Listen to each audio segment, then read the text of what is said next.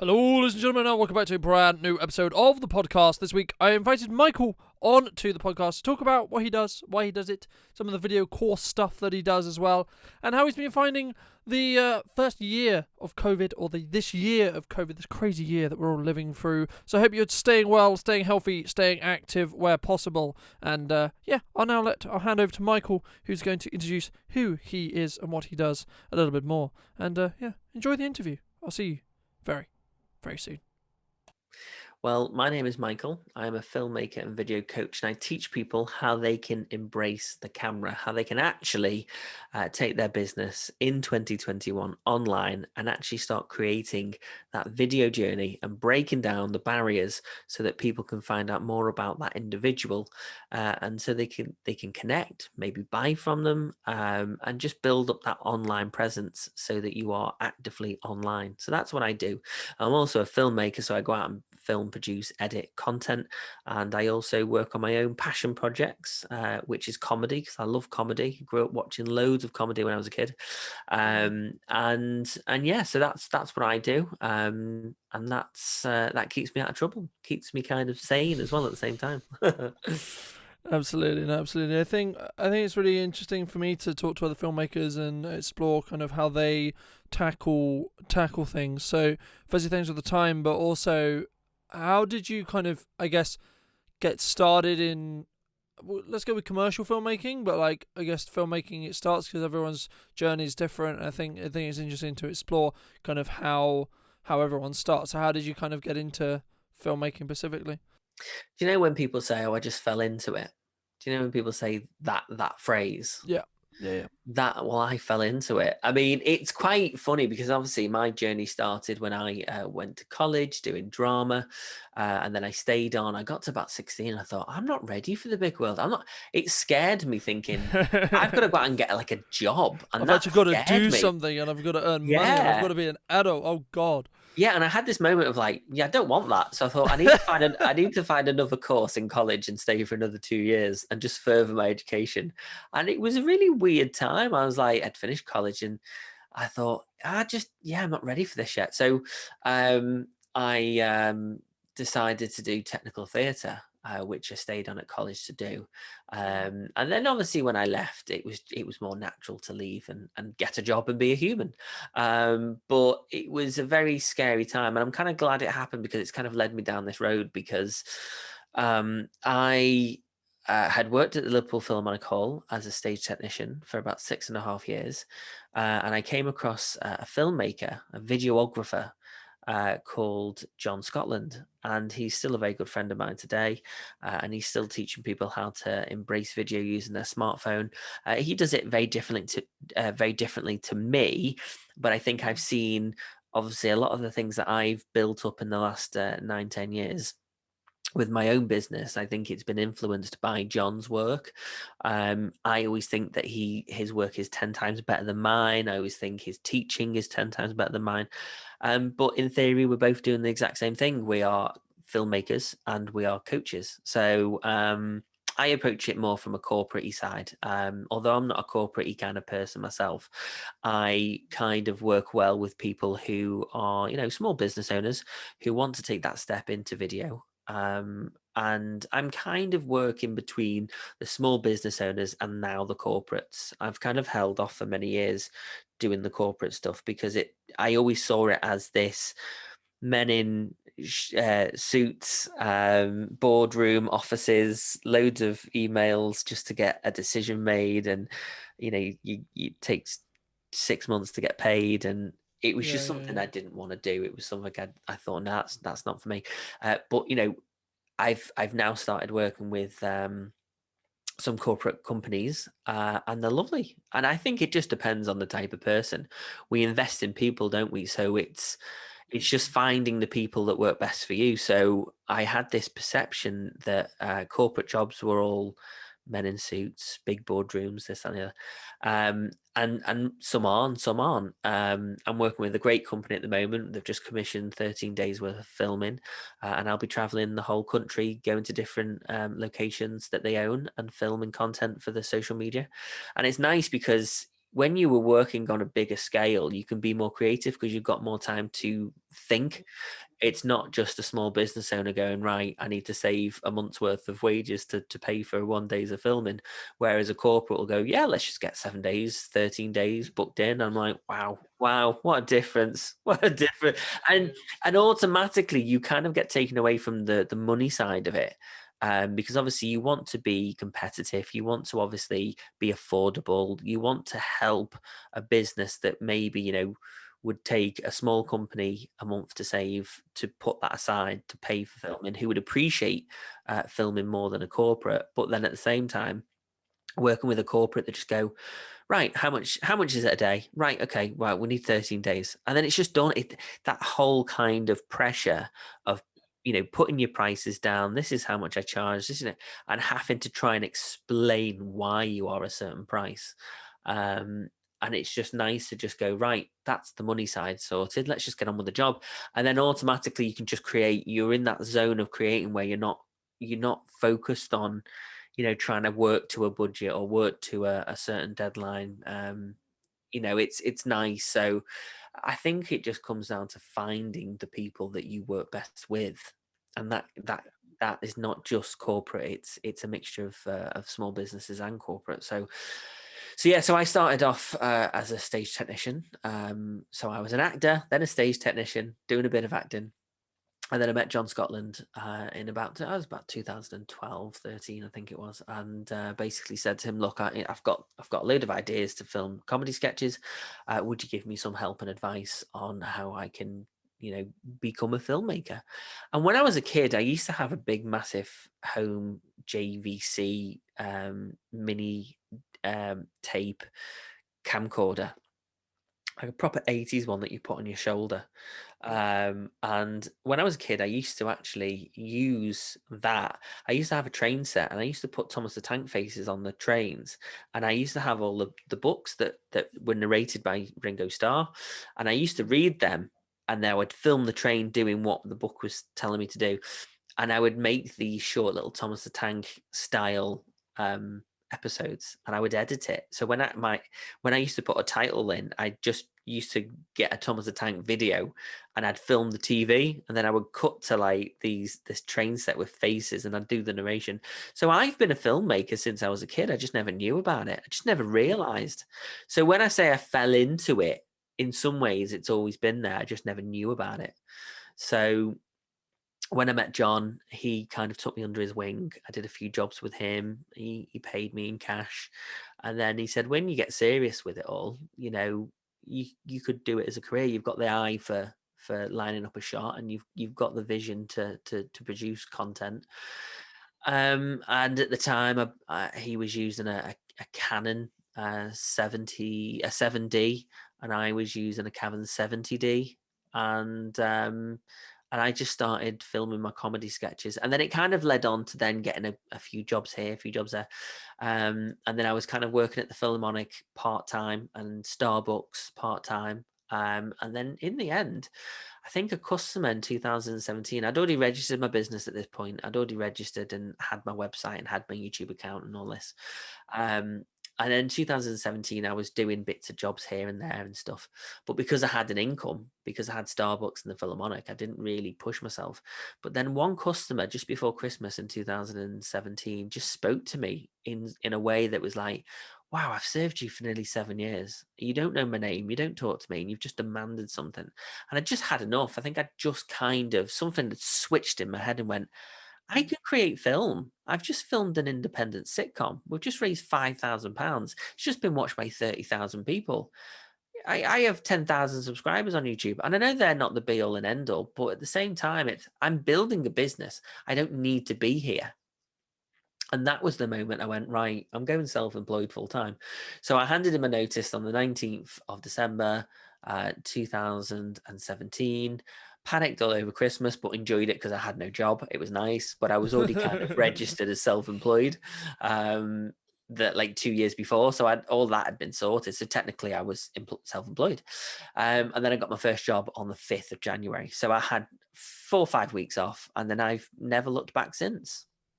Oh yeah, and I mean I mean it's really interesting for me because I have some levels of parallel with my story about when I went full time and how I've kind of taken content full time as well. But I think something that's really interesting is you do teach people how to utilize their phone to create content and to use content specifically. I mean, what would you say? Because I know there's some viewers of mine who are hesitant on getting on video, and a common thing, I'm sure you get it as well, is I know I should be doing video, I know I need to do video, but oh my god, that's terrifying, right? How would you, I guess, what advice would you give to someone who hasn't necessarily done video before and is looking to do video and starting to get into video? What, like, 3 bits of advice would you give to them to help them start with video? I love that question because it just comes down to a case of you've just got to get on with it. And people probably listening going, "Wow, that's not advice," but it's true. But it's true because I hate my voice. My voice is it's always been like that. I hate my voice, but at the end of the day, that's my voice, and I wouldn't change that voice because if I changed that one thing about me, I wouldn't be me anymore, and I'm unique. We're all unique.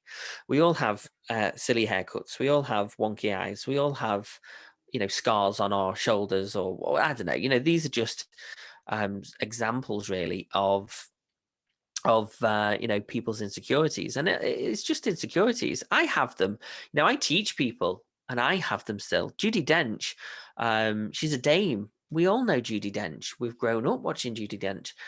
When she goes to the Globe Theatre, they actually have a bucket that is for her because she throws up every time before she walks out on stage because of just sheer nerve of the going out and performing Shakespeare at the Globe, and she's a dame, and she is someone who we look to as an icon, a British icon, and she gets nervous. She gets those moments of I can't do this, I can't do this. So if she can do it, and if I can do it, someone who teaches people about it, then you've really got to stop being so hard on yourself because we all have insecurities, we all have these issues, but it's how you manage that and how you persevere and you just get on with it. I think the number one thing is to just get a camera out, look at the lens, press record, and talk to the camera. Watch yourself back. Get used to that process of watching yourself back.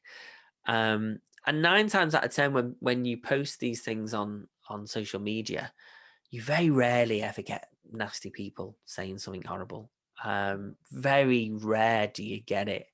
But I think there is a lot more negatives uh, to not implementing video, to not pushing yourself out of that comfort zone, and putting yourself in that environment of creating content. I think there's far more negatives than there are the positives of actually doing it. And I think if you can weigh that up, if you can say to yourself, well, do you know what? I'll make a list of all the negative things that will happen if I don't implement video to my business, and I'll write a list of all the positive things. You will outweigh with the positives. And I think when you look at something in that kind of situation where you literally weigh up the pros and the cons, and you go, well, actually, video wins here. You've just got to go for it. And do you know what? You look back in a couple of weeks' time after you've posted 3 or 4 videos and you go, what was I worried about? Everyone does it. Everyone comes up to me and says, oh, I've just done your filmmaking course. And wow, I can't believe I put it off for so many years. I'm the same with getting self-employed. Why did I wait till 2017 to go full-time self-employed? It's because we live in our comfort zone and we don't want to push ourselves. And it's because our brain obviously is protecting us and wants us to not, be put in situations that will harm us. Um, and that's the thing, really. That seems to be the key thing with most people, that we are scared. Well, yeah, it's a tribal state, isn't it? It's the brain protecting you. Is like, okay, we know we're safe when we go, we do these things. That means we're safe, right? Okay, cool. Let's do those things. Let's not do anything else because that means we might be danger or might be eaten by a tiger or etc. So let's just do those things. Right? Yeah, I remember there was a quote from David Bowie, and I think that changed my life. I mean, obviously David Bowie or Bowie was an incredible human being, and he said that if you feel safe in the area you're working in, you're not working in the right area. Always go a little further into the water, then you can feel you're capable of being in, go a little bit out of your depth. And when you don't feel that your feet are quite touching the bottom, you're just about right to do something exciting. And I think that is so true, because that changed my life. It made me go, well, do you know what? I want to create content on YouTube. I want to actually grow my business. I want to put myself out there. And do you know what? I put out 3 videos a week. I do the slice. You've been on the slice. You went on a couple of weeks ago. And so I do the slice, and on a Wednesday, I post valued content. And the value content is my expertise. It's where I give people advice on video. And I did a video this week on, it wasn't audio, it was I can't remember what it was on now.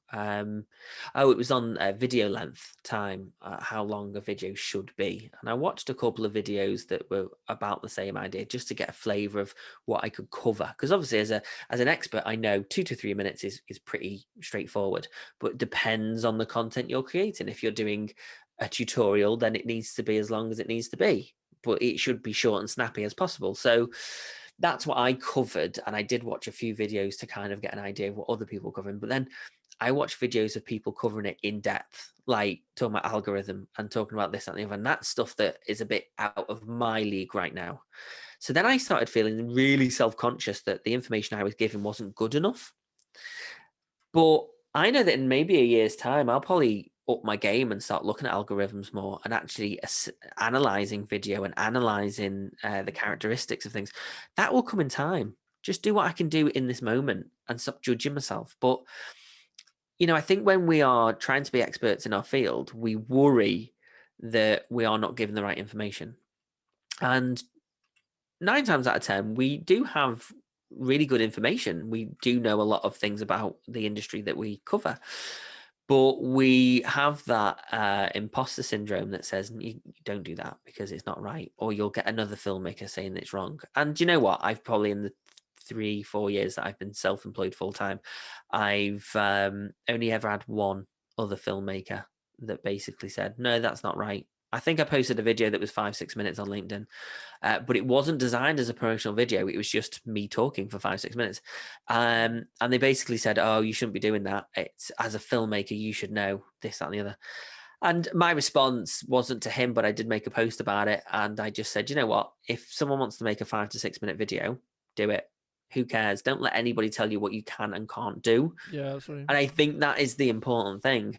If it was a promotional video, then yeah, 2 to 3 minutes. It's brilliant for a promotional video. I think it becomes. What is the use of the content, right? If you're trying to tell a story, or you're trying to, it's an interview with someone, or if it's a promotional video, then sure, it should be short, so short, between 2 minutes and 90 seconds, sure. But the thing is, like, it's about what does the content do? Is it valuable? And is it valuable for someone, right? The majority of people aren't going to watch all of the video anyway, whether it's 1 minute, 10 minutes, or 20 minutes long, right? But the people who do, are they taking huge amounts of value from that video, right? And there's other, like, as you know, I'm sure as well, there's other things you can do to keep the interest level up on a video, right? Like adding in different clips to articulate what you're talking about, and etc. as well.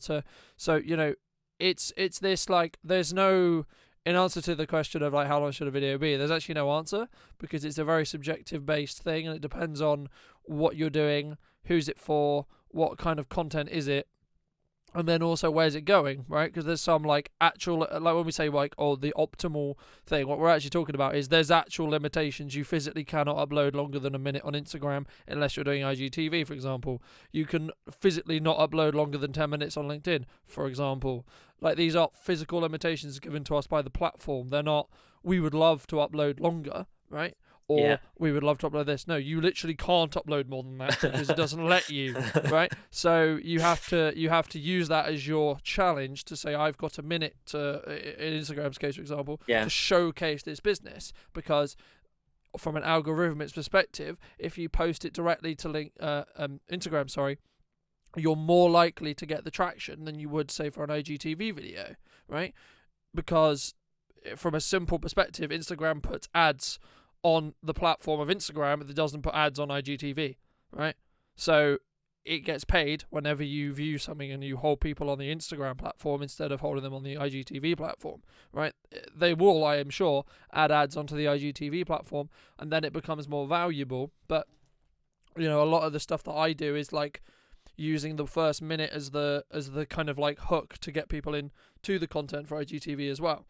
So it's one of those things where it's like, again, it doesn't actually, there's no line there because it's a personal decision, it's a personal thing you need to understand. And if you don't understand, have a conversation with Michael, have a conversation with me, have a conversation with someone who's done video for a long time about, okay, well, I think we should do it this way and this is why, right? Because in most cases we'll know because we've probably done the kind of video you're trying to do 5 times, right? So we're, no offense, we're probably going to know better than you.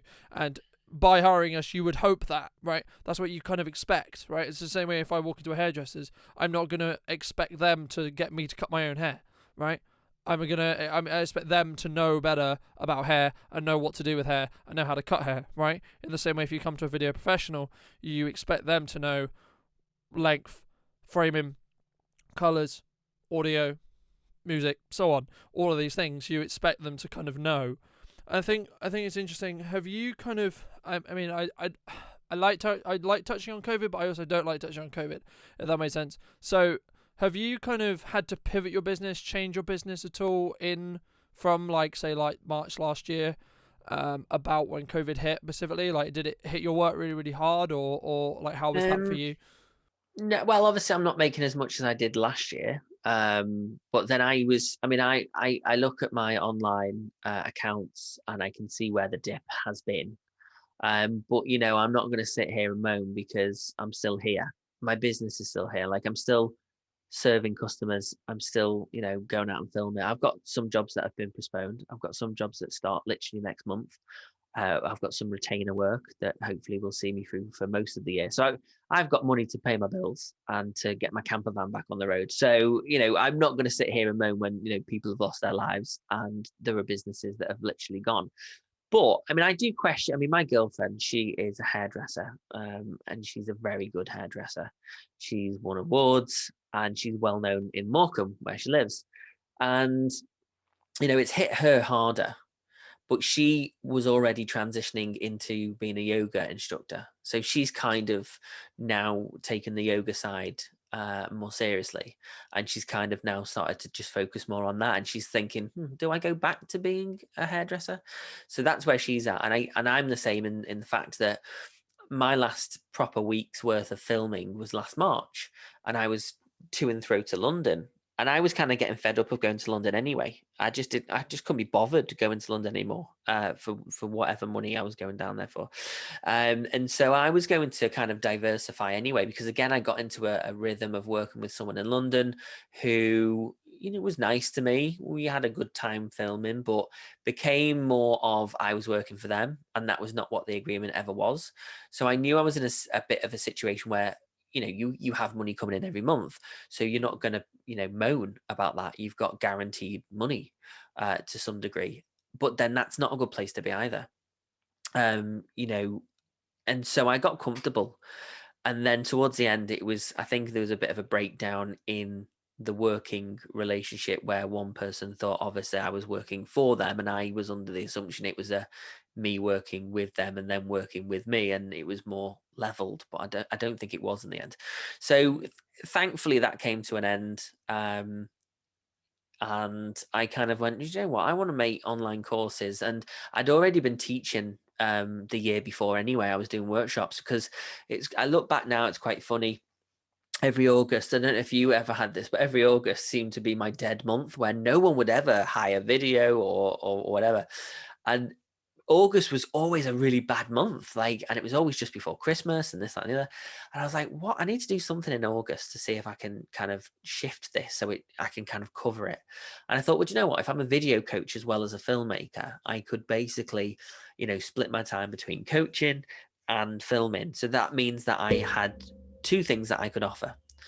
And so I started doing workshops, an introduction to filming with smartphones, which was kind of influenced from John Scotland because he does a lot of the video tech guy. I think he's called the video stylist. Definitely go and check him out. He's incredible. And yeah, so I kind of thought, well, I'll do that then. I'll because I know how to teach. I know how to give people advice and stuff. And because I'm an actor as well, obviously I'm good at, teaching people and working with people. And 7 years in Starbucks, you get used to, being a happy, nice, smiley face. So I did that, and I kind of was building momentum with that. And then obviously COVID happened, and I thought, "Do you know what? I've got this coaching side. I think that's what I'm going to focus on." So for me, my business hasn't changed really. I'm just doing more video coaching than I am going out and filming. But 2 weeks ago, I had 3 jobs where I went out filming in a factory, filming around the corner from my house.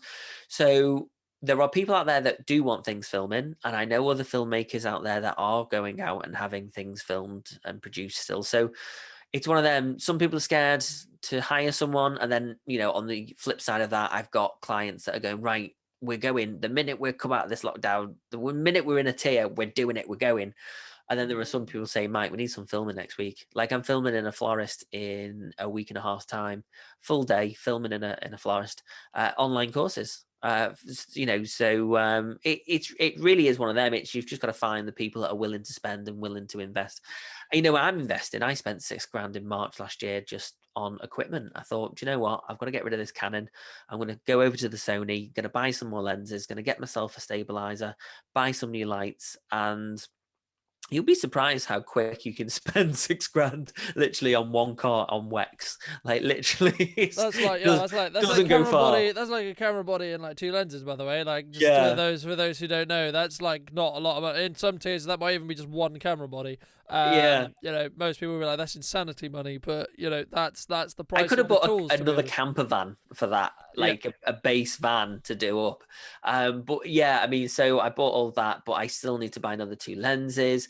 My iMac at the moment, I need more memory because when I'm editing, the computer's going really slow, and I'm like, oh, it's only 3 years old. What's going on? And that is why video can be expensive, because it's time consuming, and obviously equipment costs so much money. And if you want to be the best of the best, you have to keep buying new equipment. Like this computer might not even last me 10 years like my iMac did, because technology is moving so fast.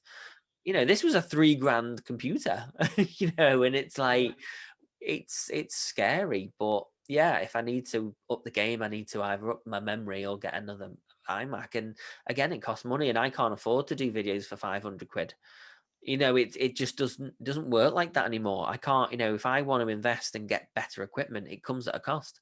So if it comes at a cost to me, it's got to come to a cost to somebody else. And that is where people I feel sometimes people avoid filmmakers because it's not that they don't want it. It's because they go, I don't want to have the conversation of how much oh, it's going to that's going to be cost. really expensive. And yes, Yeah. I had this conversation a lot. It's like yes, it can be very expensive, but also on the other side of that, there's a lot you can do yourself. Number one, number two, not necessarily always like we're not always talking thousands and thousands of pounds, right?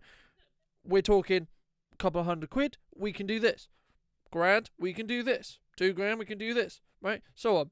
Right, so it just depends on like what you're trying to do, how you're trying to do it, and what you're trying to do, right? Like because and then who you're working with as well. I mean, I think that's more. To be honest, to me, that's more important. Like having the synergy with the filmmaker is going to make the content better because they're going to be with you for minimum 5 to 7 hours, right?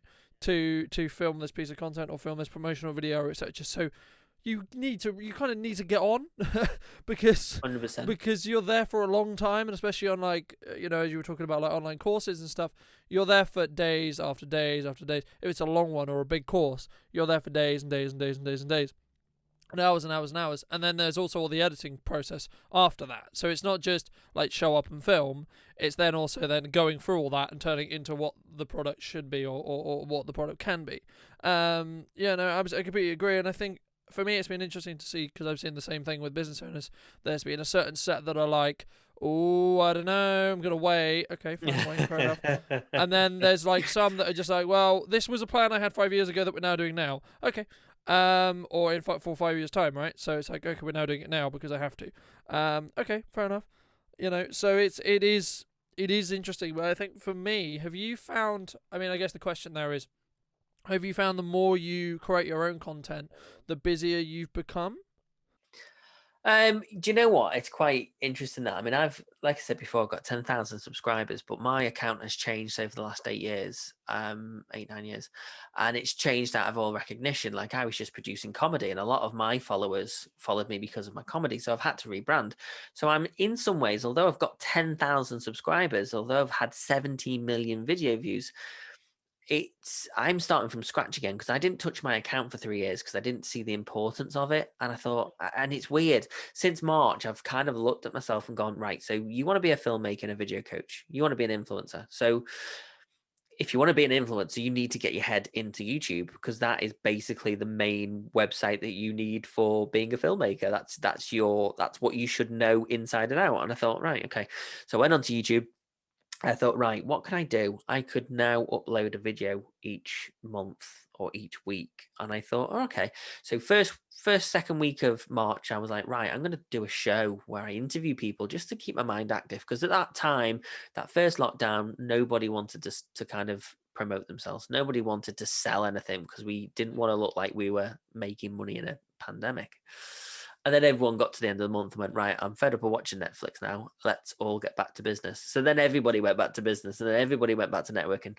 And then I interviewed about 30 people in the space of a week and did 20-minute interviews, which then became The Slice. And then my friend Stuart Waddington, who you know as well, he then said, oh, I'm going to make a leadership podcast. I was like, okay, cool. So then he made a podcast and I edited it for him. And then I still do that for him now. And it kind of went from there. So I thought, right, I've got weekly content. I've got like 30 odd weeks worth of episodes. And then when I got to the work towards the end of the 30, I went, right, now what I need to do is think, how can I turn this show into not just interviewing business owners for 20 minutes? How can I now ask video related questions? How can I now challenge people and turn this into somewhat of a lead magnet? And so creating that each week, that was every Tuesday. And I got into the rhythm of doing that every Tuesday. And I thought, that's great. And then I thought to myself, and this is only since January, I thought, right, I need to make video content that actually gives value. So then I started thinking, right, I'll do videos every Wednesday that give value. And I know that on a Tuesday, Wednesday, and a Thursday are your days to post. Doesn't work for everyone, but pretty much Mondays and Fridays, people are either switched off or they're not in the zone. So Tuesday, Wednesday, Thursday. So I thought, right, what can I do? So I thought, right, I'll do it on the Wednesday. That's 2 videos a week. I can manage that. And then Christmas happened, and I interviewed Rob Balasabas, who works for TubeBuddy, which is an integration tool that helps you with SEO and ranking your videos. So I thought, right, okay, I'll download that. And I interviewed him for The Slice, and he came on the show, and it was a great interview. Then he added me to a couple of groups on the 1st of December. And I then came across the Vlogmas Challenge, which I was creating content every day for the whole of December. And some people just created video content.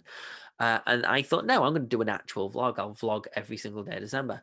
So I did that and I really enjoyed it. And it got me into the mindset of creating content. It got me into that habit of, I'm going to create content. So then January came and I thought, right, so I've got my 2 videos. I've got my valued content on a Wednesday. I've got The Slice. It's been going now for nearly a year. I thought I'm going to do a vlog, but I don't want to do a daily vlog because obviously if I'm out filming and working with clients or editing, I've got deadlines. I thought I can't give myself that Yeah, much time. daily vlogs are hard. I've done them before and they're really, They really are. hard. And do you know what? It leaves you quite vulnerable because if you've not had no business for a week, they see that. They can be like, well, that guy's not busy. He's not been out filming for a week. So it leaves you in a quite vulnerable place as well. So I thought, well, you know what? Well, you see, Michael, what you do then is you go, I've got this thing to do outside, and you go and film stuff, but you secretly know, right, that it's not for anyone. Never thought. Yeah, you go. See, I could have done that, but I didn't. But I will. If I ever do a weekly vlog again, that's the number one thing I'm doing. So then I just thought, well, you know what? I do a weekly vlog, and even now I'm still finding my feet with it because I'm not going out. So obviously today is the day where I will film my vlog number 7 or number 6. Don't even know what week it is. But I will film a vlog today. But I will probably, at the moment, the vlogs are just me talking to the camera for about 5-6 minutes and talking about what's happening with my camper van or what have I done this week. And just storytelling. So I'm doing that really. So that's what I'm doing today. So I've got 3 pieces of content. I've got vlogging, I've got value content, and I've got an interview where I interview other filmmakers and experts and clients. And then right after this discussion we have today, I'll be going straight into film another episode of The Slice. So it's keeping me busy. But I do feel now that, yes, going back to your original question, on LinkedIn this week, I had somebody message me who I was connected to, who I don't think I've ever spoken to, but they messaged me and said, "Look, I've got some work for you. It's a good friend of mine. He's down in the south of England. Would you be interested in doing some work for him?" And I went, "Yeah." And then I said, "Well, tell you what, let's get a one-to-one. Let me find out more about you." So I asked him the question. I said, "So what made you, put my name forward?" I said, "We've never actually ever spoken in our lives." He said, I watch your videos. He said, "I watch your videos." He said, "I like your work. I like the way you edit." I said, "And your content's really good. You're very knowledgeable. And I know that you can do the work." And just from that, it justified creating content each week. It literally, that one thing went, wow, just think in a year's time when I've done a year's worth. Yeah, yeah, absolutely. I You mean, know what I mean? And all yeah. that content sits there. If you've got a week where you've broken your leg and you're in a hospital bed, as long as you've got your phone, you can still post whatever videos you've posted throughout that year. You can repurpose that content, share it out. You could even pay someone to do a couple of hours a week to share them on other social media platforms to repurpose that content. So you end up being quite content rich by the end of the year because you've got a year's worth of content that is still quite relevant. And then if someone says to you, "Oh, hi, Michael, just a quick question. How long should a video be? I'm creating videos on LinkedIn." I'll go, Bam! "Right, Here's a link. there's a Bam. video. There's a video. Bang, done." And then they go, "Wow, they made a video for me." So there is just so many pros. It's very kind of you, Michael, to make a video for Yeah, 100%. Yeah. them. And do you know what? It's good because it literally when you're content rich, it means that there's a trail and people can go back and check things out. And some things resonate with people more. Some people watch my vlog. They probably don't watch my value content. They probably don't watch the slice, but they'll watch my vlog. And then I've got people that just watch the vlog, just watch the slice. It's bizarre, but you're appealing to 3 different types of audiences. And it's just, I just love how the internet works. There was a girl I'd known for years and years and years. I met her when I did some paranormal. I did a spoof for Most Haunted, and I met her through paranormal connections. And it was only just before lockdown, really, that I kind of went to see her and stayed over for the night. And we had a curry, watched some TV, and it was nice. It just felt like I did know that person, but that was the first time I'd physically met them in the flesh. But I felt like I knew them. And again, that's the whole video breaking down barriers and just, you know, breaking down that wall and video gets you in front of people and gets you to know people. You can build connections with people on video. You really can, and it's just interesting. It just blows me away that video is so powerful and people just don't know it. And it's not my job to teach. It's not my job to force people into video. They want to do it if they want to do it.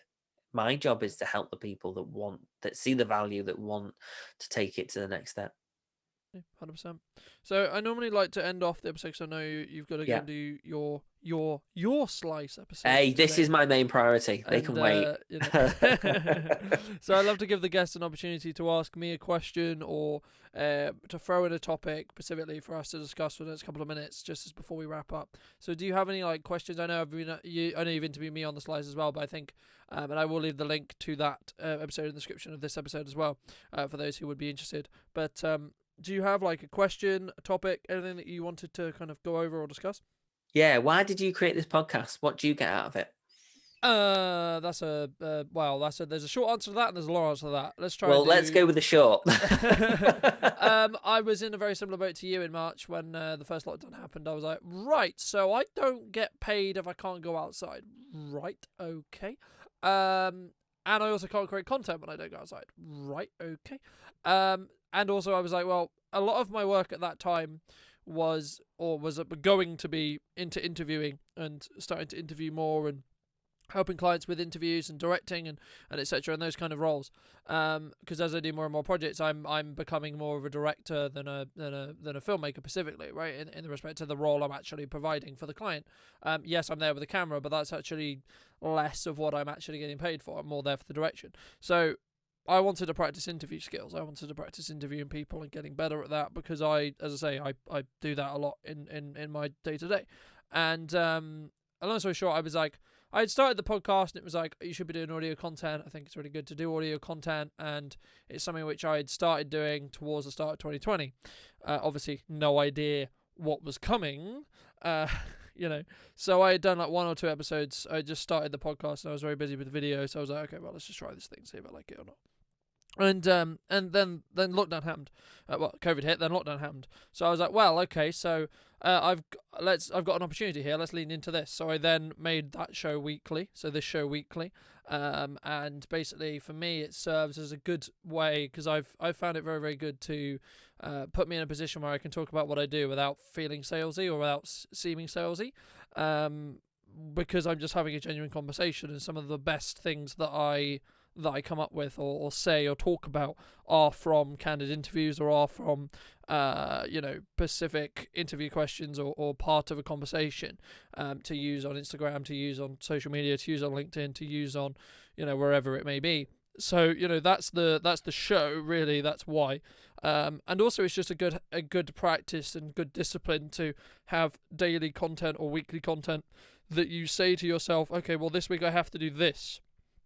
And then, as I did it more, it allowed me to get more and more opportunities to introduce myself to more and more people, which in turn means, and then I also have this kind of drive to be like, right, you do a weekly show, but you've only got 2 episodes filmed. So I try and be a month ahead, and it's like, well, for example, for this, I'm like, right, so who the hell can I ask on, right?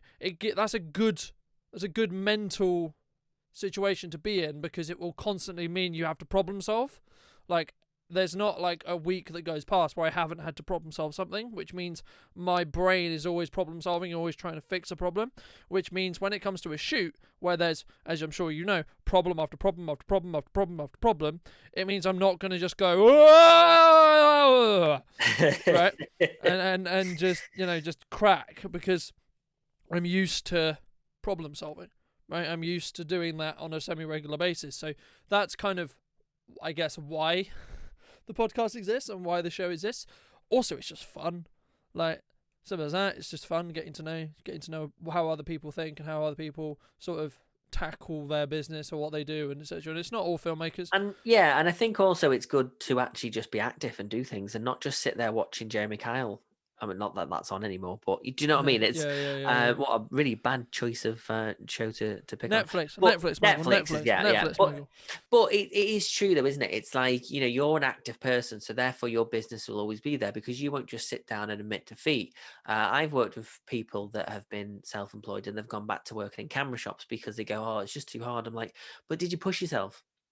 Did you actually, go to networking meetings? Did you put yourself in a situation where you were a bit uncomfortable, but you knew it was the right thing for your business? It's like, this is scary, but let's do it anyway. Yeah, it's like diversify. Most filmmakers that I talk to, some of them, there was these 2 people from North Wales who created stunning work, and I messaged them both on LinkedIn and said, I'd love to speak to you both. And they must have looked at my my LinkedIn and gone, oh, he's a filmmaker, what's he after? And never heard from him. And I was just like, wow. I said, I just admire your work. I'm not here to kind of steal your secrets. I've got filmmakers from all over the world. There was a guy called Tollis who'd come on the Slice, which should be, I think, next week's episode. And, he does courses. He goes to Vid Summit. He goes all over the world, going to different shows and stuff, and does talks on video. He's got a course coming out. And I said, well, tell you what, come on my course for free, and you can kind of get an idea of how I'm doing mine, and you can take whatever you want out of it. And I sent him the PDF, and he went, you do that for me? I went, yeah. I said, because, filmmaker, what I know and what you know are probably very similar. It's just we will teach them in different ways. I said, and you're in a different country. I said, so you're not going to be tapping on my doorstep. And even if you were, people invest in me. There's another guy that's quite local to me. He's a good lad, but he won't do a video filmmaking course on a smartphone because I do it. I'm like, but don't let that stop you doing something. If you want to do something, it's your business. Don't let me stop you doing something. I appreciate that you are being quite nice there, but at the same time, don't let my actions affect how you run your business. So Yeah, exactly, and that's what I've said to a yeah, lot of people before. It's like there's no such thing as competition, in my opinion. Like they're either no, no, it's all collaborators, right? healthy. That like they're all collaborators pretty much, right? Yeah, Because the thing is, like, I will do something a certain way, or I'll be priced a certain way, and to be honest, like in some ways I'll be more expensive, or sometimes cheaper, or it's, you know, it's so subjective. Price is so subjective, so it's this like, do you work? That's why I always focus on people, right? Because at the end of the day, like a price is a price, right? I can work with you on price if that's the only barrier for us working together, right? If it's all, for example, like right now you're not making money, okay, fair enough. Let's see what we can do, right? Let's see what you can spend and then what we can do with that budget, right? Etc. To an extent, right? If you pay me £5, we probably can't do much. But the you know, it's just one of those things where it's like I value people and I value long-term relationships more than I value making money now, and that's what I mean by like collaboration. Like for example, for me, having other filmmakers in my corner to say, "Oh, this guy's really good at this," is a good thing because it means if they have a project and they go, "Oh God," you know, in the nicest way possible, they're probably like, "I don't really want to do that because that's not my thing." It's probably quite likely that they pass it on to someone, right, within their network. So why don't you want to be the person who could get work passed to you? Right, and in the same way, it works both ways, right? Like if someone passes me work, I always look out for them. Or if I'm in a situation where someone else, oh, do you know anyone who does X? I'm like, well, actually, right? Funnily do enough, you can you drive? I don't, and that's a very controversial thing because everyone's like, you need to drive, you need to drive, you need to drive. I'm like, do I? Do I? How far do you travel for work? Depends on what I do. I mean, now very very local, obviously because of lockdowns and COVID. Just because But I've got how far's Cornwall for you? but 3 hours on the train, three four Oh, hours is on the it? train. Okay. It's probably about 4 or 5 hours for me in a car, but I've got a client in Cornwall that needs some filming on the farm, and I said I'd go and do it. I said, but if that is better for the environment than you Yeah, going yeah, yeah, down yeah, rather than yeah. me traveling down, you've got to be conscious Yeah, I of mean, footprint and stuff. So yeah, exactly. I mean, like pre-COVID, I was basically up and down to London, right? Like I worked partly in London and then partly around in Salisbury, right, in the Salisbury area, right, and then close to like Andover Way and etc. and things basically. And the thing is, like, what people don't understand is there's taxis, right? There's buses, there's trains. Yes, it's slightly inconvenient, right, in some cases, but what you're not having to pay for is MOT, tax, fuel, car. You're not having to pay for any of those things at all, right? Like, you don't have to, like, for example, if my car was sat outside in front of my house right now not moving, it would cost me money every day. Because I don't have a car sat outside in front of my house, it's not costing me money every day, yeah. right? That's No, the, I completely get that. And I think I mean, I always say to myself, oh, if I didn't have my van, there's no way I could do my job. But that's only because it's what I'm used to. I suppose if I didn't have a car, I do apologize for the text. My phone was on airplane mode, but the joys of Macs and iPads, it's all synced. So yeah, I do apologize for the ding, but it happens. At least you didn't have a Jack Russell barking today. I'm actually quite impressed that she's stayed quiet. let's not tempt fate. Let's should we wrap up? Because I'm aware that you've got to go and do your thing as well. So thank you so much for your time as always. And where can people find you that may be interested in talking to you about your course or talking about hiring you? Maybe they're more local to you, or maybe they're interested in just having a conversation. Period. Yeah, Maybe coming on the slides, perhaps. always up for a conversation. My website links to everything, which is takethecakeproductions.co.uk. There you go. Fabulous. Very very quick. 1 minute. How did you come up with Take the Cake Productions? Where did that name come from? So when I wrote Morbid, my sitcom, which is available at morbidsit.com, there was a scene in the first script where an aging relative at a wake was force feeding a character cake, and she was like, take the cake," and she said it 3 times. We took that scene out in the end, but oh, there's the dog. Oh, there we Um, go. but in that, when we submitted that to the BBC Writers' Room in 2009, I think the first official script went off. It said, "What's your production company?" So we put Take the Cake Productions. and then ever since then, I've obviously I've got a passion for comedy and would like to eventually be a comedy production company. But at the moment, my focus is filming content for clients and doing courses. So that's where the name came from. Fab. Okay. Well, thank you so So, much as always. no, my And, pleasure. My pleasure. Thank you for having me. any final thought before we end off? Yeah, I'm gonna go and grab my dog now and tell her off for being very, very naughty for barking. And probably give her a hug as well. So can't stay horrible to her for too long. Absolutely. All right. Many thanks, Michael. Look after yourself, and I'll talk to you very soon. Brilliant. All the best. See you soon.